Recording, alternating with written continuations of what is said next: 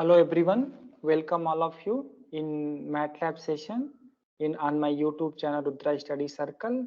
Today I am going to teach you how to write the MATLAB code for Lagrange's multiplier method. So what is the Lagrange multiplier method?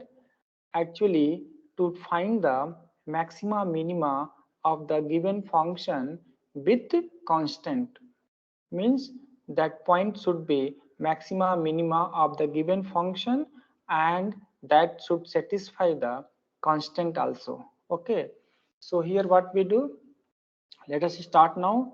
So we'll have CLC clear all. Okay, and we have function of two variable. So there are x and y two variable. So I'll define sims x, y, these are the symbolic variable. Whatever variable you're going to use in the MATLAB, whatever variable you're going to use in this program, we need to define that. And I have one more variable lambda. Okay, so lambda is the symbolic variable, x and y and lambda, three variables I'm going to use that. So I have defined that sims x, y, lambda. Okay, now we'll have the input of what function we are going to extremize. So using the input command, we can ask input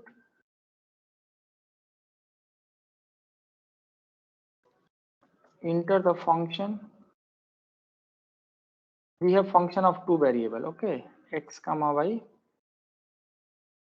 enter the function.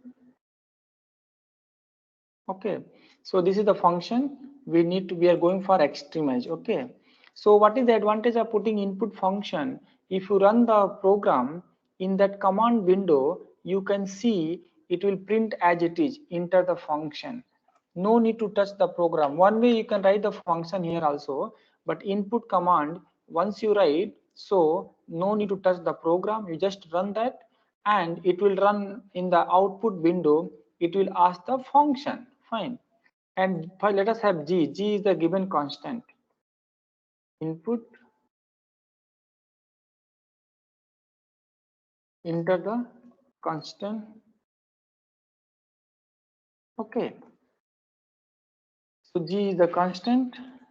Okay, so what we do here, we define one new objective function h equal to f plus lambda into g. So now your capital H is the new objective function.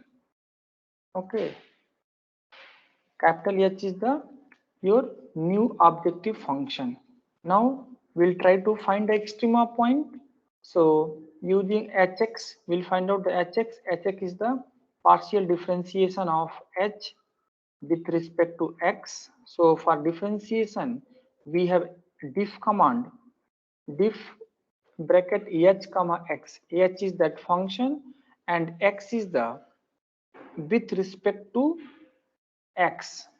We are differentiating h with respect to x and we'll have the hy. So diff h comma y. Fine. And h lambda equal to diff h comma lambda. So now we got the hx, hy, h lambda. So what is the theory of this? We need to simplify hx equal to 0, hy equal to 0 and h lambda equal to 0. So for solving the algebraic equation, we use the solve command. Okay. So solve hx comma hy comma h lambda. hx, hy, h lambda. Okay, so this will solve the hx equal to 0, hy equal to 0, h lambda equal to 0. So we get the three variables value here, x value, y value and lambda value. Let us left hand side, let us put the name of that variables. Let us x variable will be ax comma ay comma a lambda. So your ax will be x value, ay will be y value, a lambda will be lambda value. So now ax and ay will be your your critical point, and there is no second derivative test here.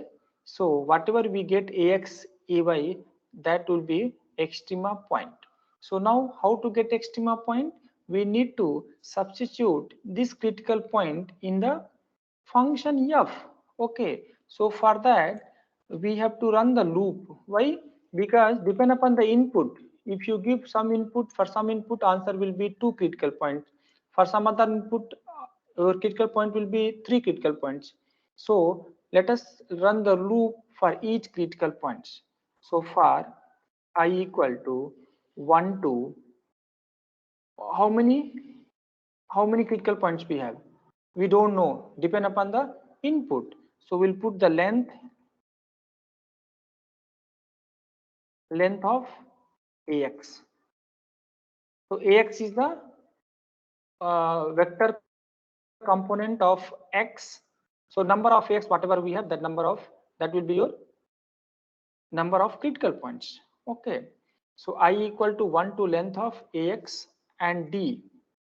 Now in the f we are going to put ax ay.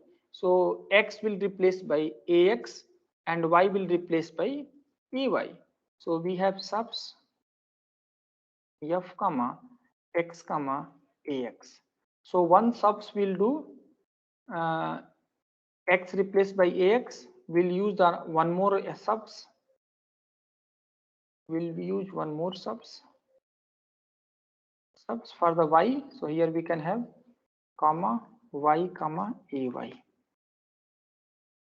So d is nothing but your functional value of f at the critical points.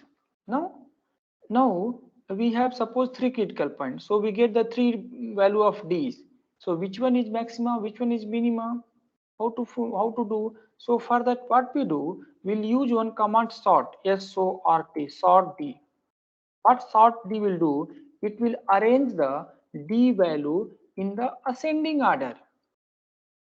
It will arrange the d value in the ascending order. It means minima will be the first component, maxima will be the last component. Fine.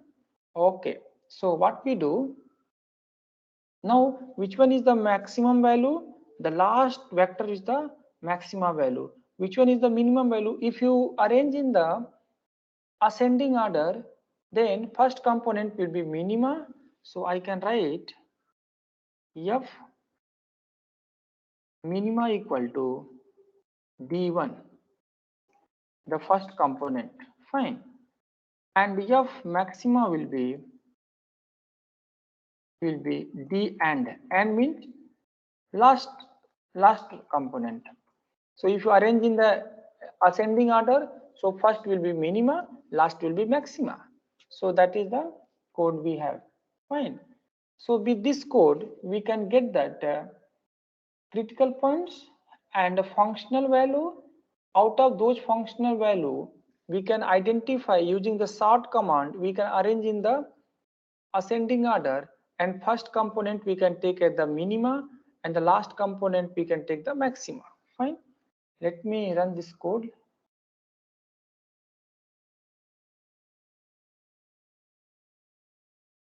One AND is missing. Yeah, this we have loop, right? So we need to AND this loop. One for we have. So this we have to run this. You have to AND this loop, right? Yeah. Let us see. Yeah, it is asking the function, right? So I'll write here. Let us have.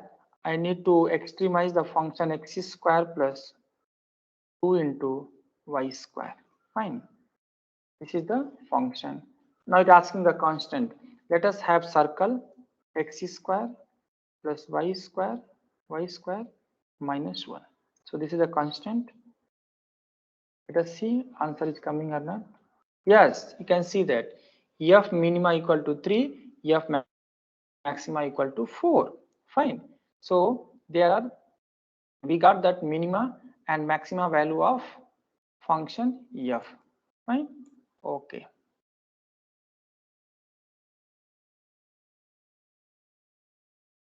Okay, fine. So this was the maxima minima value of f. And yes, so this was the code.